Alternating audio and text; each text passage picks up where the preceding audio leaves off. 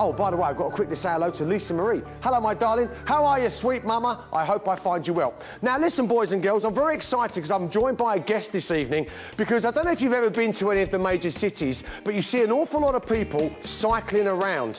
And I've got to be honest with you, if you are a cyclist, good for the cardiovascular, good to kind of get yourself nice and fit, but at the same time, you are the motor of that particular bicycle. I'm about to show you something that dispels all myths of cycling because it makes cycling easy. Will you please welcome into the studio a very nice man. His name is Andy Tiller. Hi, Andy. Very nice to see you. Yeah. You are from Viking Bikes. This is something spectacular, my friend. What's this all about?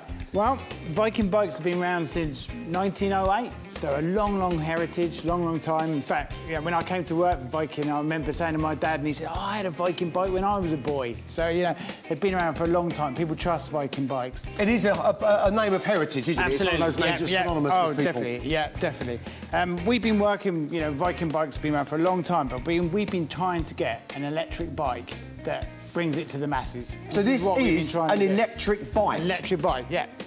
When you say electric bike, you know, it's not like a moped, so, you know, you don't get on it and pull the handle off. You don't put fuel in it, do you? No, Nothing like that? absolutely not. So, you know, you power it up, you know, with the battery, but then you have to cycle with it. So, you know, it's called pedal assist. So you start pedaling, and the bike knows you're pedalling and it assists you. Because with most traditional bicycles, as we understand it, obviously you are the motor, if you like. Yeah, the person that cycles the bike puts the energy into the bicycle, therefore causes motion. Absolutely. But, you know, the same as me, you know, there's so many things that put people off cycling. There's hills, you know, there's the wind, you know, there's the fact that you can't travel that far to work without getting all sweaty and things like that. This is where electric bikes come into their own. You know, they really do. It will help you up those hills, makes hills a thing of the past.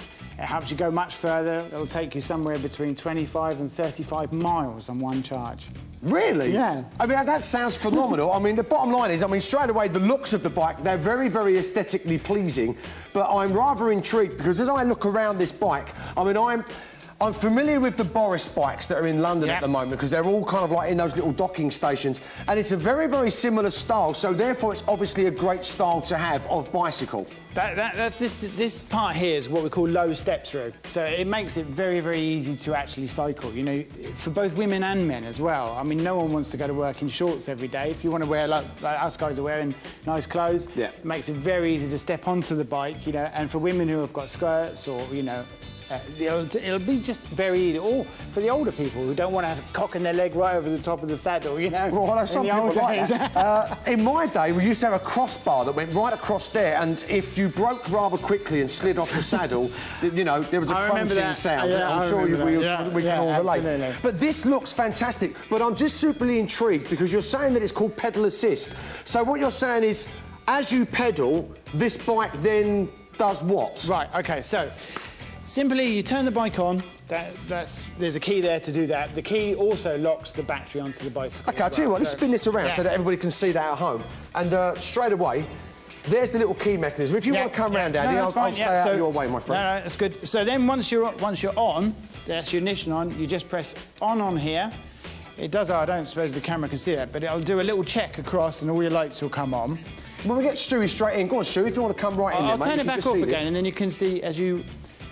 Have you got that? Yeah, that's fine. So turn it on, and you see it does a little battery check just to make sure everything's OK. Then you've got 3 modes, but I'll start it on low. So when you start pedalling, it'll sense that you're pedalling, and it'll give you about a quarter of the battery power, right? So then that's, when you're on a flat road and you just need that little bit of help. So, but when you're saying it gives you a bit of quarter of battery power, it actually assists your pedalling, it assists your motion? Yeah, we actually call it the smile factor because the minute you start pedalling, you suddenly get this little boost of energy behind you. So it's almost like when you know when you're learning to ride a bike and someone's holding you, and you take your stabilisers off. That's it. Dad, right, I'm going to take the stabilisers off, and you stand there, and then you go, all right, son, go, and they give you that little push, and you're like, oh, it's like that, yeah? Exactly. Or when I'm going cycling with my wife in the old days when I used to have to help her push her up the hill. But anyway, that's another story for a bit later. Right, Claire, you've had it, girl, haven't you? Mrs. is in the studio.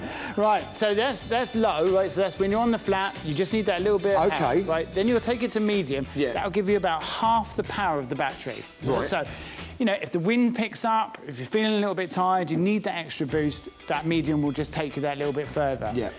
Then, come to a hill.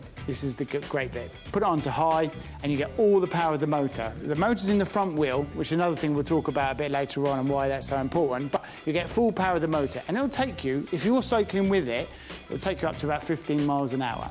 50 miles an hour, that's a fair... Look, I do a lot of gym work, and I will run at a steady 9 miles an hour, and I'm up to what you'd call a semi-good run. Yeah, I mean, it's not too fast that will scare you, but it's enough to, you know... I was going to say, if I go flat out on a sprint, I'll probably get up to about 13, 14 miles an hour if I'm lucky. I won't be able to sustain it for very long. No, but...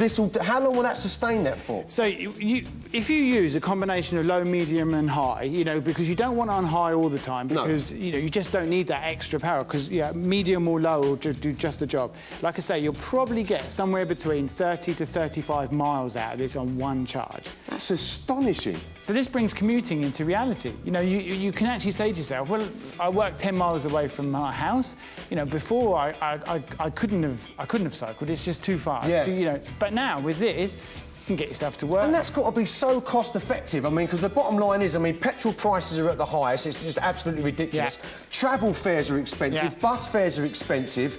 I mean, this is going to save you an absolute fortune. We say that this costs about 1 penny for 10 miles. 1 pence for 10 miles? Yeah. Oh, I'm sacking